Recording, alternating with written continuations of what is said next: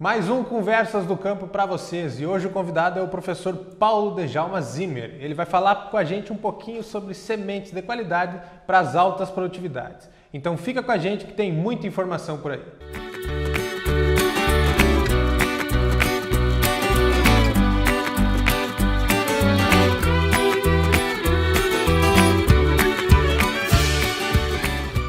Professor Djalma, é um prazer enorme tê-lo aqui conosco. Muito obrigado pela sua disponibilidade, por se deslocar até aqui conversar com a gente. Prazer é todo meu, agradeço o convite, a oportunidade, e a gente faz isso com bastante carinho sempre, porque é uma forma de entregar informações para o pessoal que está querendo fazer uma lavoura um pouco mais protegida, uma lavoura mais bem construída a partir do início, né? Exato.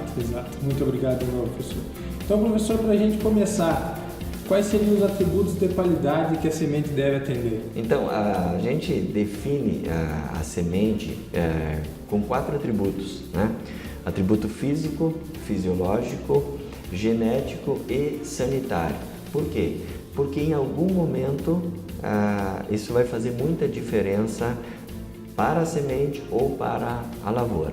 Então eu vou abrir um pouco esses atributos, né, e para explicar um pouco melhor.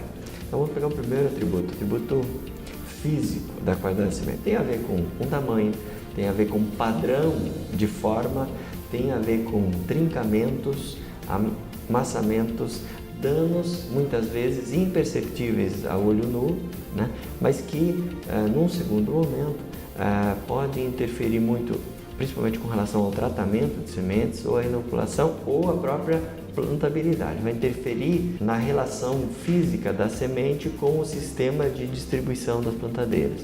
Então é algo bastante importante. Ou vai acabar, o tratamento da semente pode acabar danificando a semente se esse atributo não for bem, vamos dizer assim, observado. Outra questão importante em relação a esse atributo físico da qualidade da semente é a umidade da semente. Então isso interfere muito também no tratamento, na inoculação, mas principalmente na relação que a semente terá com o solo quando o plantio ocorrer próximo de uma chuva com excesso hídrico ou com assim, uma chuva, um plantio seguido de uma chuva, né? Então são coisas que a gente precisa sempre ficar bastante atento com isso. Então a gente quer o dano físico muito baixo e uma umidade que não seja muito baixa. Uma umidade próxima de 12% é uma umidade muito boa para semente. Semente de soja, principalmente. Aí nós vamos dando sequência, né? O próximo atributo da qualidade, o atributo fisiológico. Ele tem a ver com 2 testes de qualidade de sementes, germinação e vigor. Então também é muito importante, porque boa parte dos problemas que a gente tem associado ao estabelecimento das culturas depende do vigor da semente. Então, se tem atributo fisiológico também, tem que ser principalmente mensurado através do vigor das sementes, né? Tem que ser o mais alto possível para você ter mais segurança no processo de plantio, né? Avançando um pouco, nós vamos para o atributo genético da qualidade, que tem a ver com o padrão genético dos materiais. Quando a gente percebe problemas com esse atributo? Quando eu observo uma lavoura e observo diferenças de ciclo e observo diferenças de pubescência, né, de coloração, diferenças associadas à estatura da planta. Então, não é desejável e pode interferir em distintos graus no manejo da cultura, mas sinceramente é o que menos atrapalha hoje a produtividade das culturas. Finalizando, o atributo sanitário da semente. Ele tem um impacto muito grande no estabelecimento da lavoura, porque ele pode carregar patógenos associados. Nem todos eles são controlados pelo tratamento de sementes. Então, a idoneidade, o capricho do sementeiro é algo bastante importante. Eu não estou nem falando de quem não controla isso com sal da semente, muito arriscado. E isso pode também acarretar sérios problemas, não só em função dos fungos presentes na semente, mas também a questão de solo, que acho que a gente poderia tratar num segundo momento.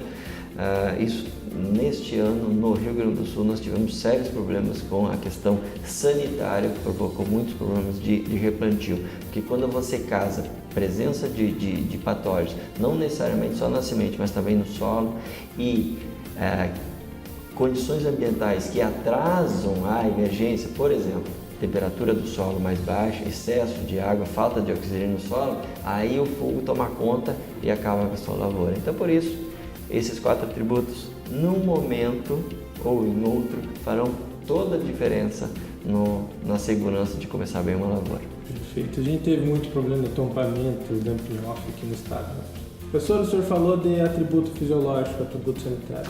Vamos entrar um pouquinho mais nessa área aqui e vamos falar sobre o estabelecimento da cultura. Qual a importância desses 2 atributos de qualidade para o estabelecimento da cultura? Então, é bastante interessante essa questão, porque quando você observa esses 2 atributos, né, você diminui muito os problemas no estabelecimento.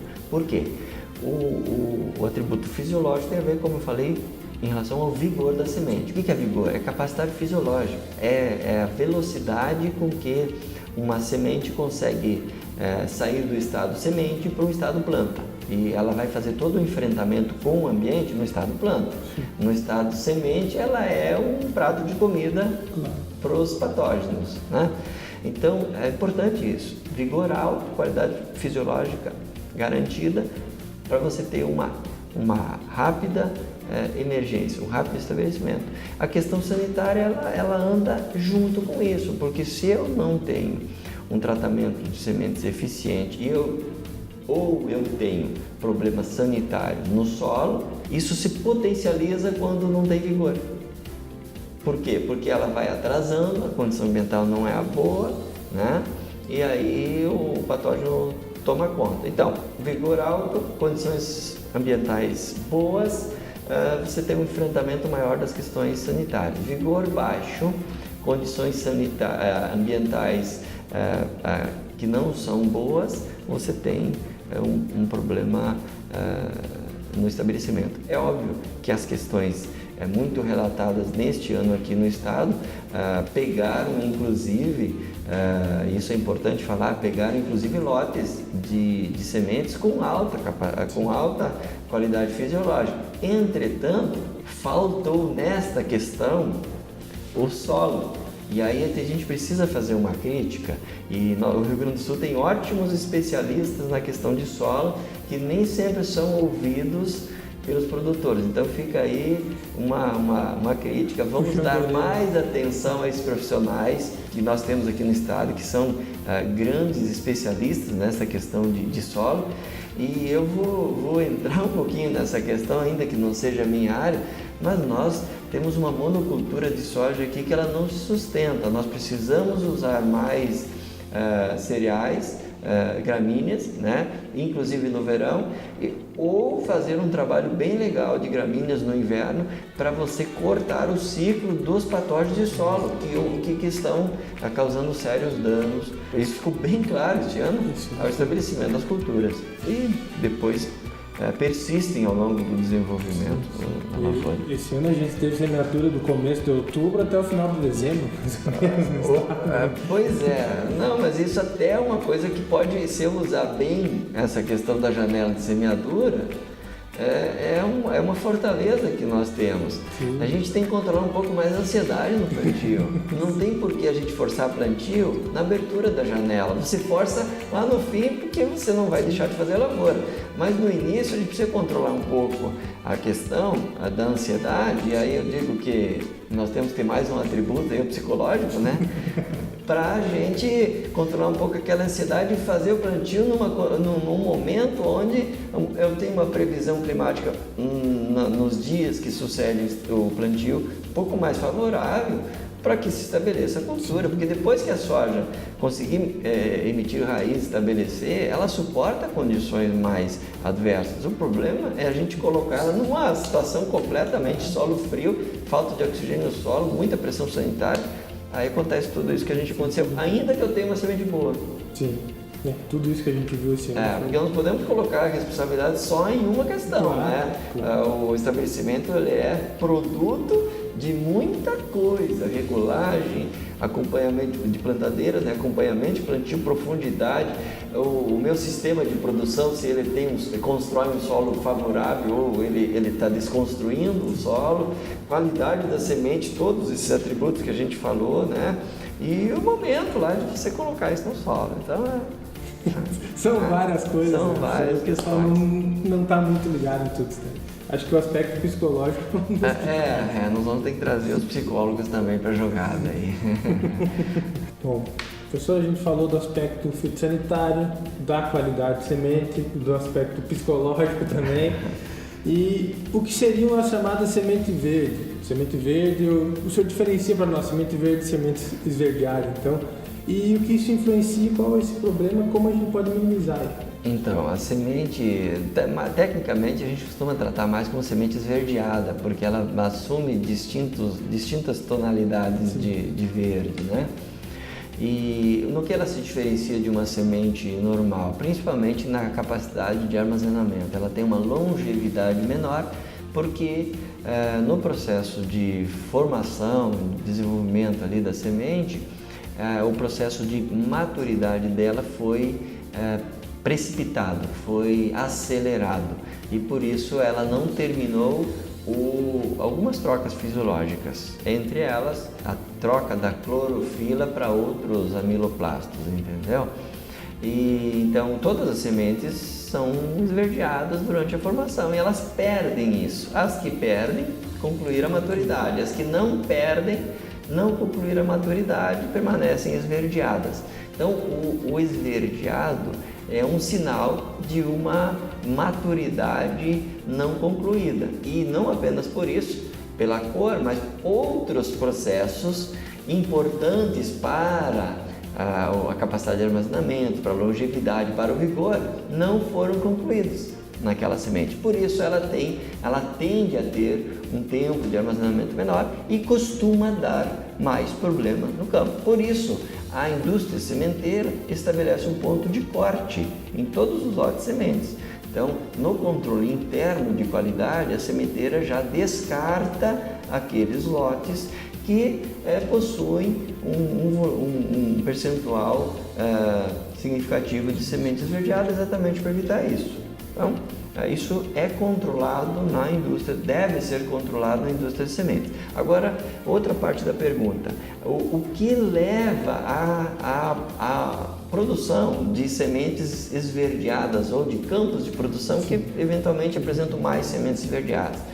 São vários aspectos e é difícil de controlar. Por quê?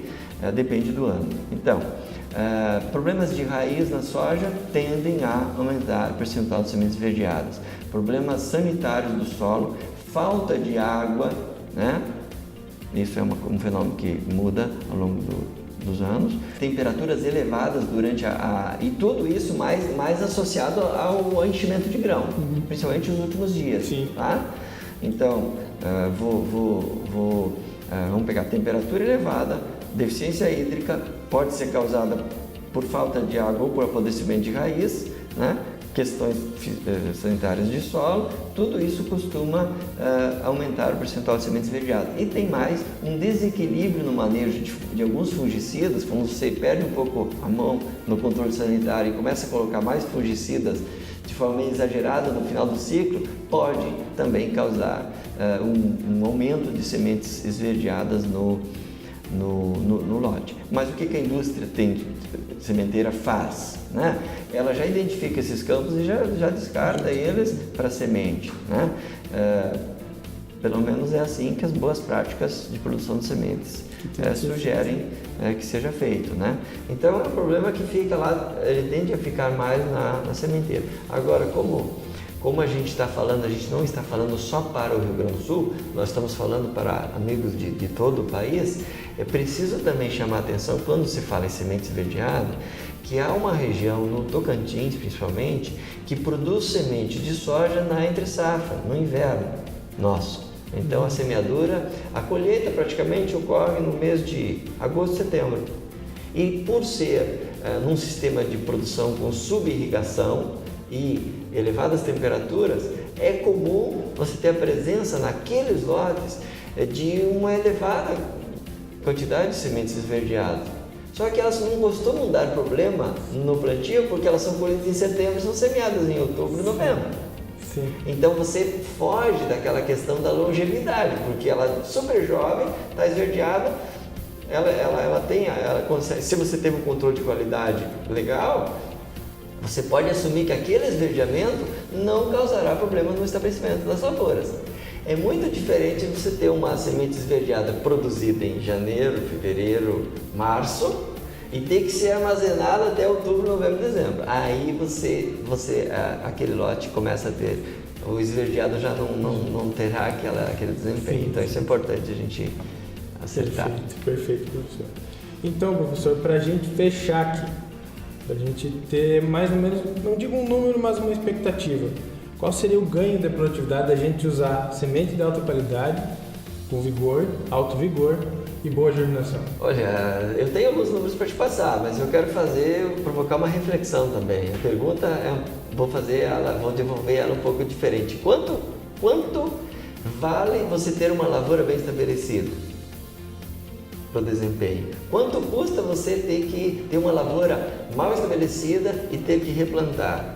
E eu estou falando no Rio Grande do Sul que não tem safrinha de milho. Agora, se você quer imaginar o cerrado, bota aí mais o problema de atraso de janela de replantio de soja, pegando a janela de safrinha de milho, Paraná para cima. Quanto custa isso? E quanto vale quando eu faço bem feito? Então isso tudo interfere demais na produtividade. Aliado a isso, a pesquisa já conseguiu mensurar o efeito do vigor da semente no desempenho em relação à produtividade. E os números são extraordinários. Isso foi feito na academia por várias instituições e foi validado em fazendas, em vários locais. Então eu posso te dizer que numa faixa de vigor de 70 a 90 pelo teste de tetrazol, eu posso dizer que a cada 1,5 ponto de vigor eu tenho um saco de soja a mais por hectare. Eu posso te dizer que na faixa de 65 a 95 de vigor pelo envelhecimento acelerado, a gente conseguiu 28 quilos de... fazer uma homenagem ao professor Chu, lá da Universidade de Pelotas, a equipe dele, conseguiu identificar que a cada ponto de vigor, 28 quilos de grãos a mais por hectare. Então imagina que nós temos esses dados, são consistentes, mas eu não quero deixá-los sozinhos. Tem toda a questão da segurança de começar um plantio direitinho, na época certa, conseguindo aproveitar a janela de milho em algumas regiões. Então, vale a pena a gente ir atrás dessa questão de um pouco mais segura de plantio, de estabelecimento. Tudo que a gente já falou para trás aqui, né? Para poder chegar nessas altas produtividades que é o que todo mundo quer. Exatamente. Professor, foi um prazer enorme conversar com o senhor aqui. Foi de grande valia, tanto para mim quanto para todo mundo que está em casa. Se o senhor quiser deixar mais algum recado para o pessoal, as câmeras estão aí. Então, eu agradeço também a oportunidade, né? O tempo às vezes é bastante corrido, né? Mas às vezes a gente força algumas questões, né? E eu não quero que isso pareça prepotência ou de minha parte, eu queria assumir assim que tudo é fácil de fazer. Não, eu entendo perfeitamente a dificuldade que é estabelecer uma lavoura, a dificuldade que é fazer agricultura aqui no país, mas principalmente a gente sofre muito quando os resultados são negativos e por isso eu acho que quando a gente está falando e tecnicamente, a gente tem que ser sincero, a gente tem que alertar para tudo que pode interferir. E assim como um pai corrige os seus filhos e aconselha ainda que eles não gostem, eu me sinto, de certa forma, na responsabilidade de dar a dica bem correta, ainda que você, mas olhando lá para frente, olhando para o resultado, para a sustentabilidade do seu negócio e, no final das contas, para a rentabilidade, para o dinheiro no bolso. Né? Perfeito.